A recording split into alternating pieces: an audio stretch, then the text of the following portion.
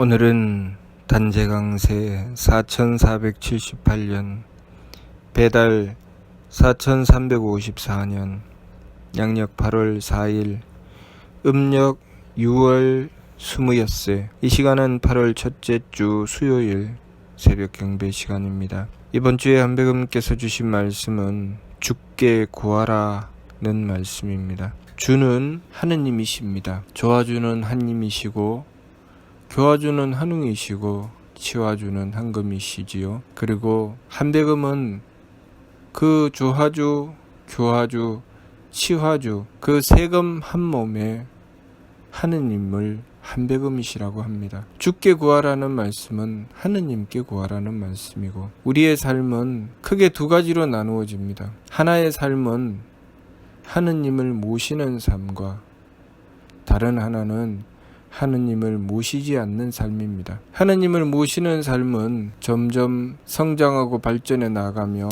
성공하는 삶이 되고, 하느님을 모시지 않는 삶은 점점 퇴보하여 실패하는 삶이 됩니다. 왜냐하면 우리 삶의 구조는 하느님께서 유대덕대에 들여 큰 덕과 큰 지혜와 큰 힘을 가지셨고, 그 덕과 지혜와 힘을 이 우주 만물에게 베풀어 주시고 우리는 그것을 얻어서 살아가고 있기 때문입니다. 그렇기 때문에 우리의 삶은 하느님의 덕과 지혜와 힘을 받아서 이루어내는 것이 우리의 삶입니다. 그것을 온전히 이루어낸 것이 우리 사람의 삶이고, 그것이 치우쳐서 온전하지 않았을 때 그것은 사람이 아닌 삶이 되는 것이지요. 오늘날 우리 인간의 문화와 문명은 하느님을 모시고 하느님의 덕과 지혜와 힘을 받들었기 때문에 얻게 된 삶입니다. 오늘날 우리 인간의 이 문화와 문명에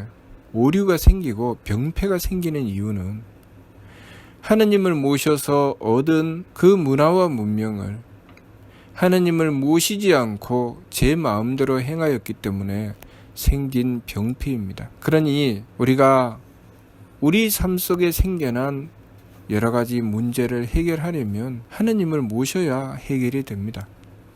그렇기 때문에 이번 주 말씀, 주께 구하라는 말씀을 주신 것입니다. 우리는 항상 나의 삶은 하느님의 덕과 지혜와 힘을 받들고 있는가, 받들지 않고 있는가를 점검하여 살아가야 합니다. 우리가 하느님의 덕을 받들게 되면 우리의 마음은 착해집니다. 우리가 하느님의 지혜를 받들게 되면 우리의 기운은 맑아지지요. 우리가 하느님의 힘을 받들게 되면 우리의 몸은 정성스러워집니다.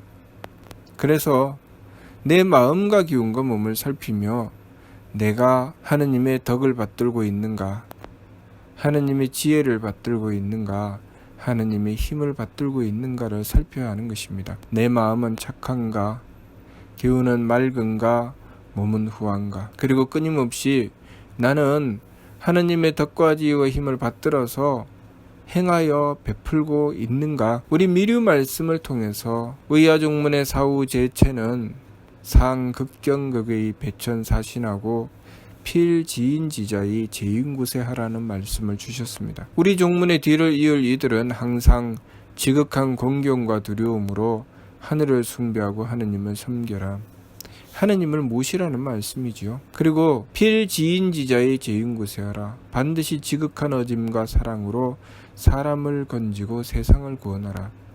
하느님의 덕과 지혜와 힘을 받들어 베풀라는 말씀입니다. 그렇게 하느님의 덕과 지혜와 힘을 받들어 베푸는 것을 홍익이라고 합니다. 홍익인간 이화세계라고 하는 것은 우리가 하느님을 모셔서 하느님의 덕과 지혜와 힘을 받들어 베풀었을 때 이루어지는 세계가 홍익인간 이화세계인 것입니다. 그러니 우리가 무엇보다도 가장 먼저 행해야 하고 항상 잊지 말아야 할 것은 내가 하느님을 모시느냐 모시지 않느냐입니다. 우리는 항상 하느님을 모셔야 되지요.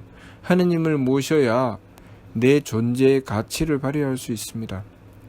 내 존재의 가치라고 하는 것은 내가 하느님의 덕과 지혜와 힘을 받들어서 베푸는 것이 내 존재의 가치입니다. 하느님께서는 이 모든 만물에게 하느님의 덕과 지혜와 힘을 베풀어 주셨고, 그것을 받아서 서로 홍익합니다. 나무는 그 나무가 이산화탄소를 받아들이고 그것을 산소로 바꾸면서 그 산소를 받아서 살아가는 만물들을 살립니다. 그리고 오염된 물을 받아들여서 정화시키고 내어보내면서 또한 그 물을 받아서 살아가는 생명들을 살립니다. 땅속에 있는 박테리아 또한 그렇게 여러가지 물질들을 변화시켜서 다른 생물들을 살립니다. 그렇게 우리는 서로 도우면서 살아가도록 하느님께서 만들어 놓으셨습니다. 그 가운데 사람이 오물지수라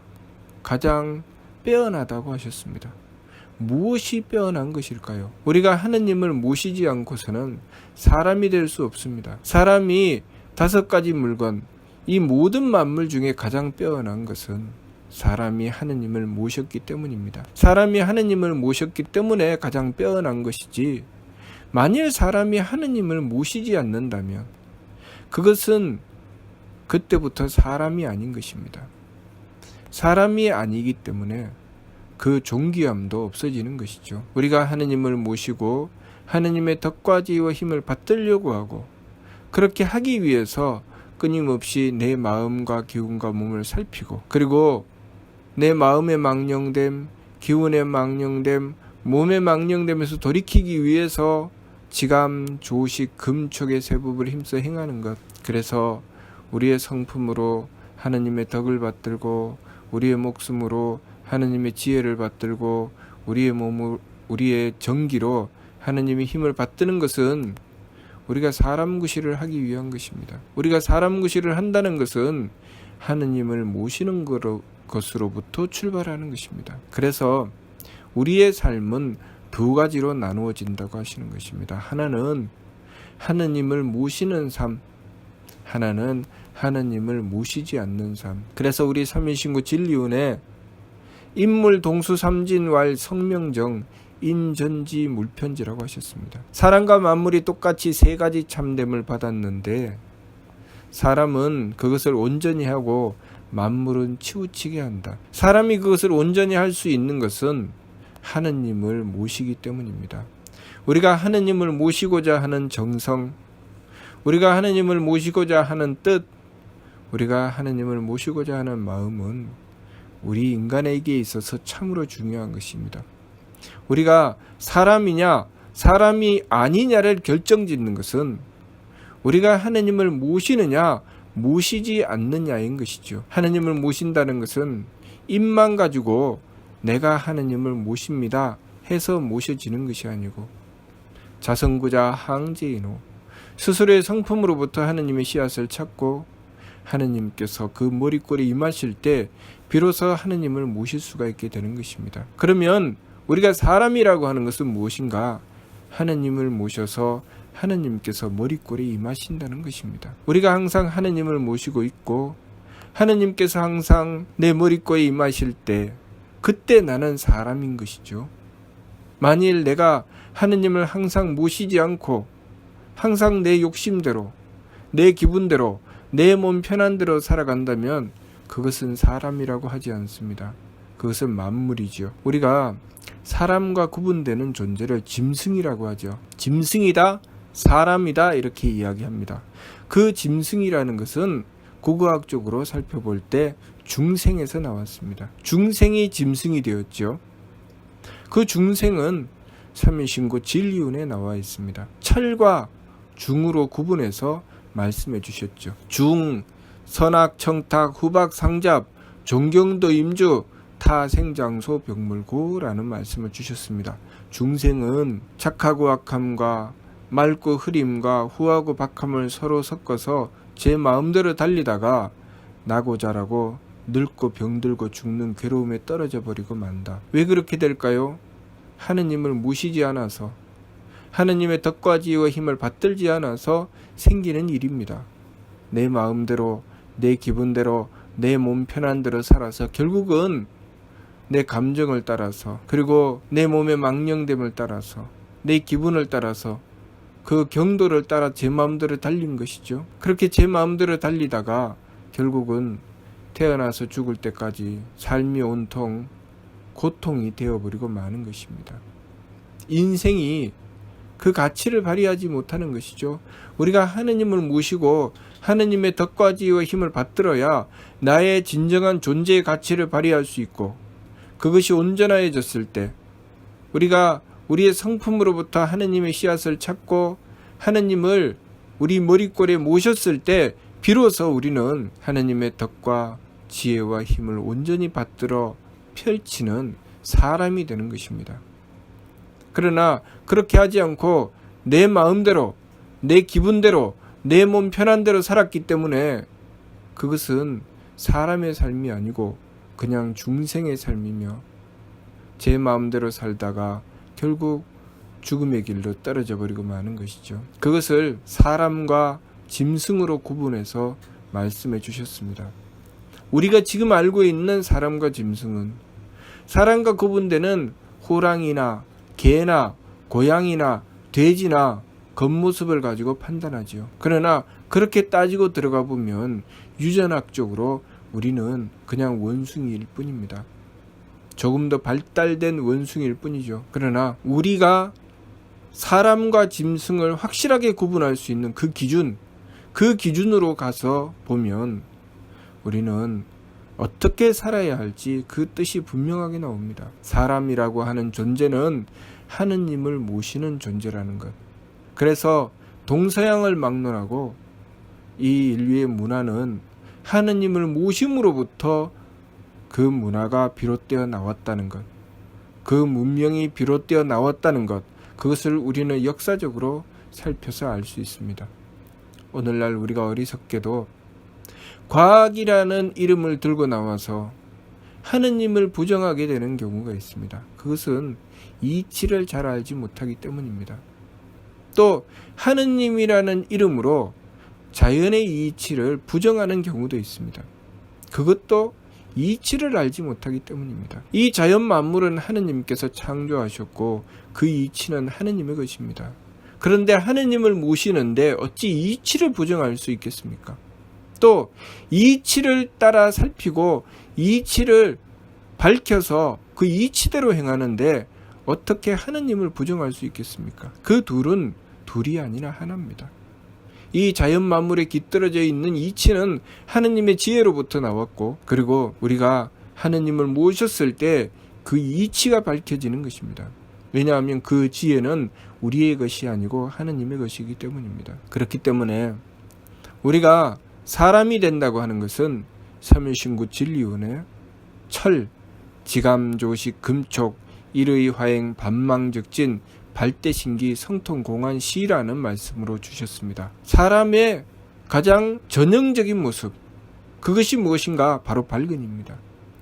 그래서 철, 발근이는 지감조식, 금촉, 느낌을 그치고 숨쉼을 고루하고 부딪힘을 금하여 일의화행, 한 뜻으로 변화되어 나간다.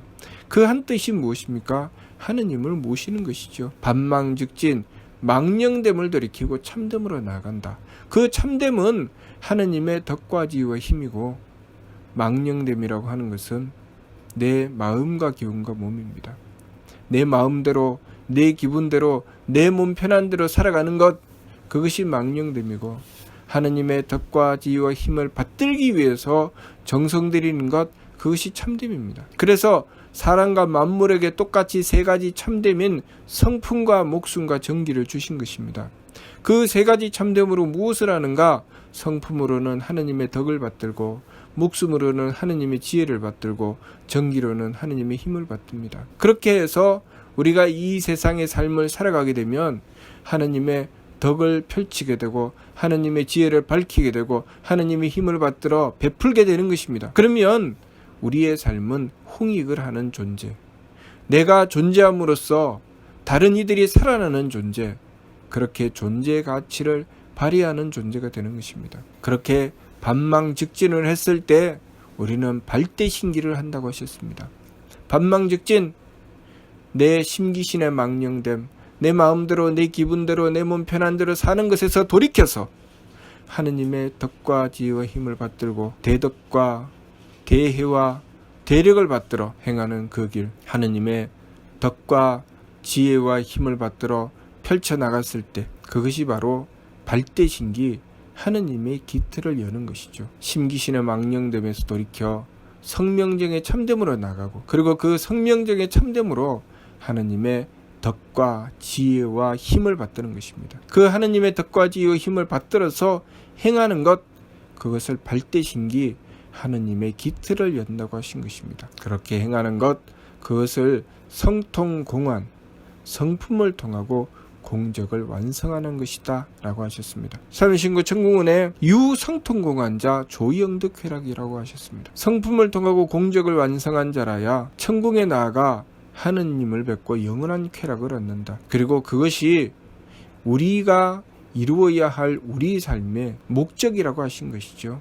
그래서 삼일신고 진리운 제일 끝부분에 성통공한시, 성통공한이 이것이다 라고 말씀하신 것이죠. 우리가 삶을 살아가면서 이루어야 할 것은 성통공한이고, 성통공한이라는 것은 무엇인가?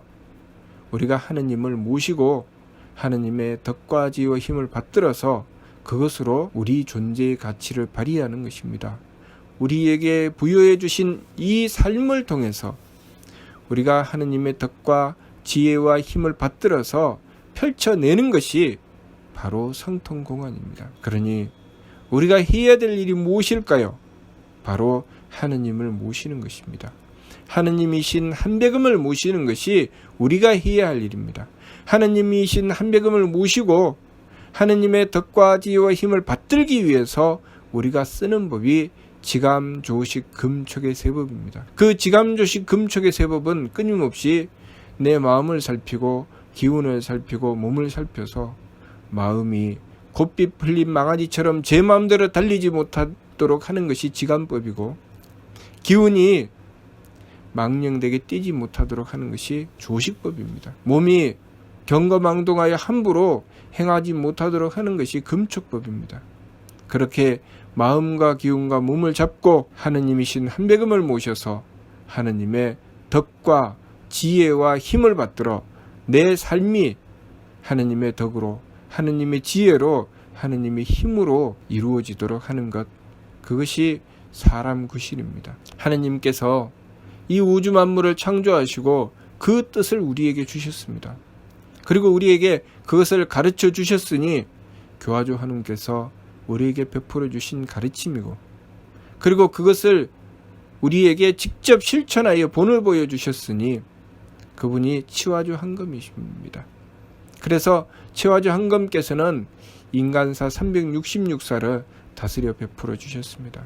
오늘날 우리가 직업을 가지고 또 우리가 각자 맡은 바 일을 맡아서 행하게 되는 것, 그것의 근본은 치화조 한검께서 베풀어 주신 일입니다. 그러니 우리가 해야 할 일은 바로 하느님을 모시고 홍익하는 것입니다. 끊임없이 내 마음과 기운과 몸을 살펴서 내 마음이 약한가, 기운이 탁한가, 몸이 박한가 살피고 내 마음이 약함으로 달리려고 하거든 지감법을 행하여 돌이키고, 내 기운이 탁함으로 달리려고 하거든 조식법을 행하여 돌이키고, 내 몸이 박함으로 달리려고 하거든 금촉법을 행하여 돌이켜야 됩니다.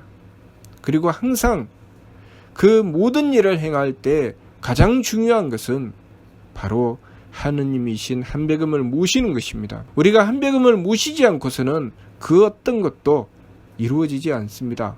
지감조식 금촉도 이루어지지 않고, 심기신을 돌이켜 성명적으로 나아가는 것도 이루어지지 않고, 하느님의 덕과 지혜와 힘을 받들어 베푸는 것은 더군다나 이루어지지 않습니다. 그러니 우리가 가장 중요하게 생각해야 될 것은 한백음을 모시는 것이고, 한백음을 모시기 위해서 세법을 힘써 행하는 것이며, 세법을 힘써 행해서 하느님의 덕과 지혜와 힘을 받들어 우리 삶을 이루어 나가는 것이라는 것, 그것을 우리가 바르게 알아야 하겠습니다. 이번 주 말씀 죽게 구하라 하는 말씀은 우리가 그렇게 한백음을 모시고 하느님의 덕과 지혜와 힘을 받들어 사람 구실을 하라는 말씀입니다. 무슨 뜻인지 이해가 됩니까? 예. 마치도록 하겠습니다.